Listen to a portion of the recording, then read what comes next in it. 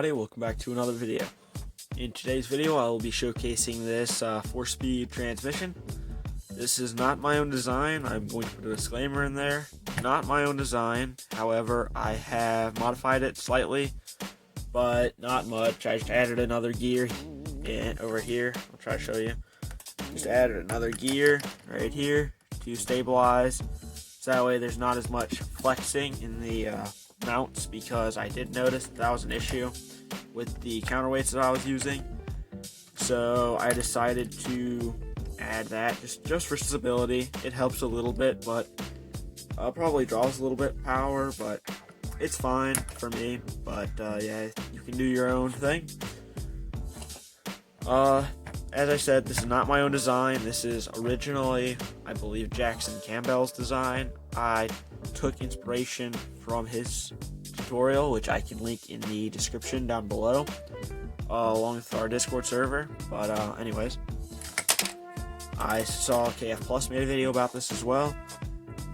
But yeah, I figured it's about time I made a video about my 4-speed. I have showed 2 other videos of my transmissions, none with anything more than a 1-cylinder. So this is one of the first inline 4 videos with a transmission that I've seen on YouTube.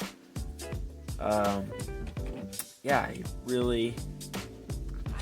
I didn't put a whole lot of thought into this, which I'm kind of disappointed about, but I would plan to make a 5-speed, maybe make something relatively realistic, but I'm kind of tight on gears right now because I have a Technic set that I made that I use some of my gears in, so I'll try to salvage the gears and make something better.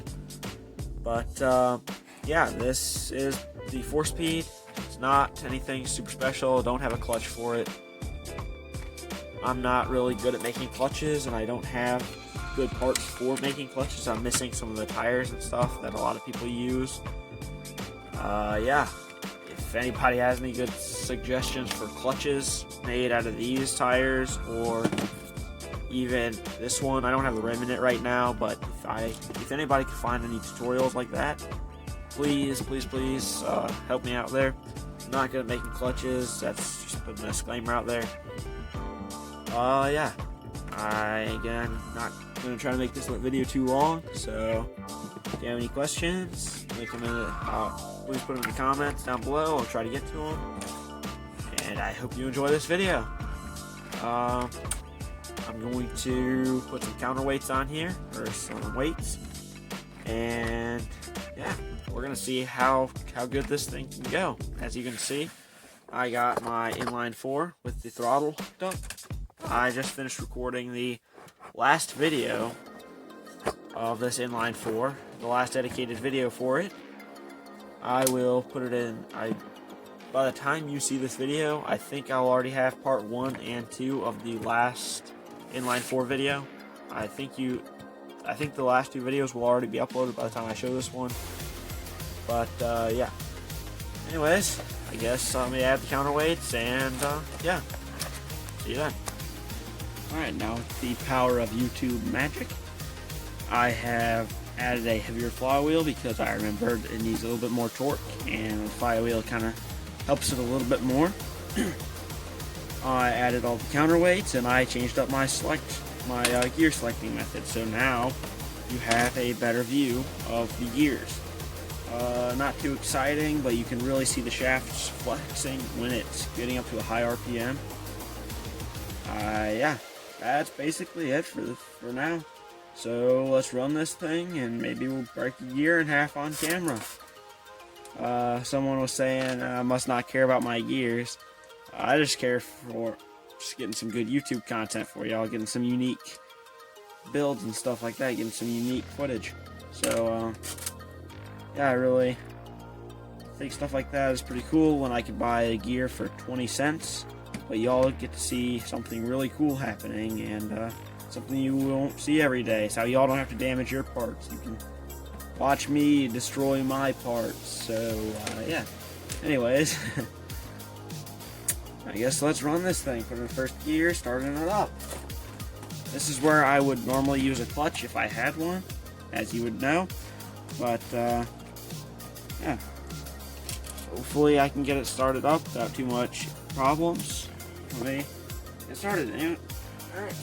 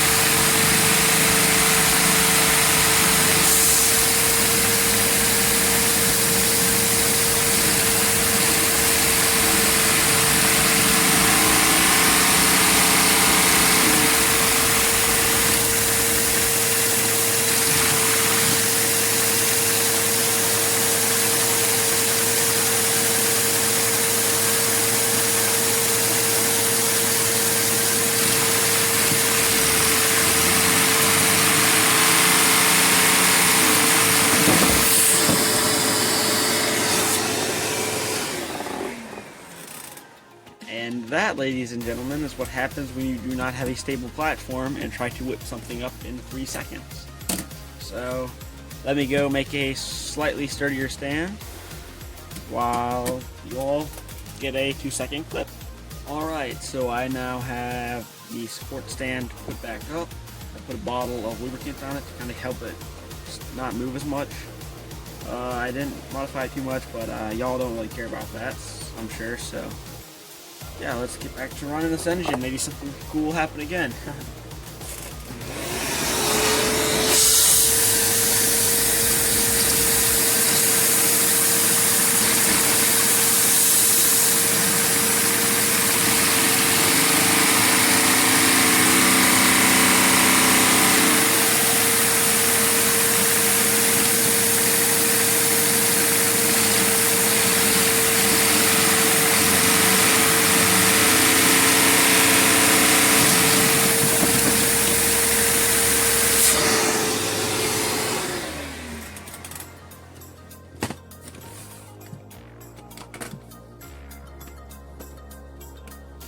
Same problem has occurred. Probably will just do a full send next time.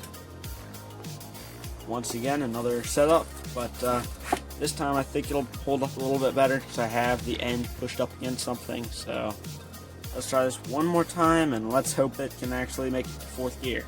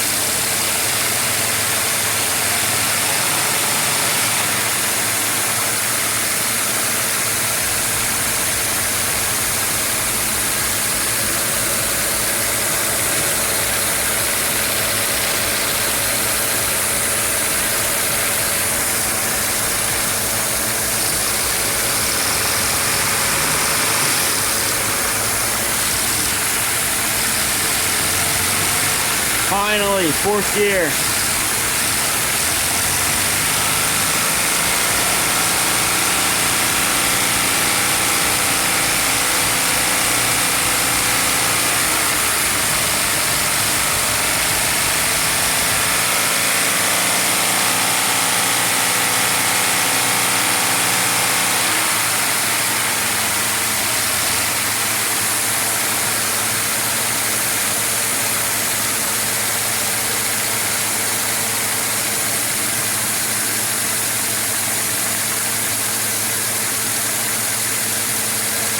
idling at 4th gear.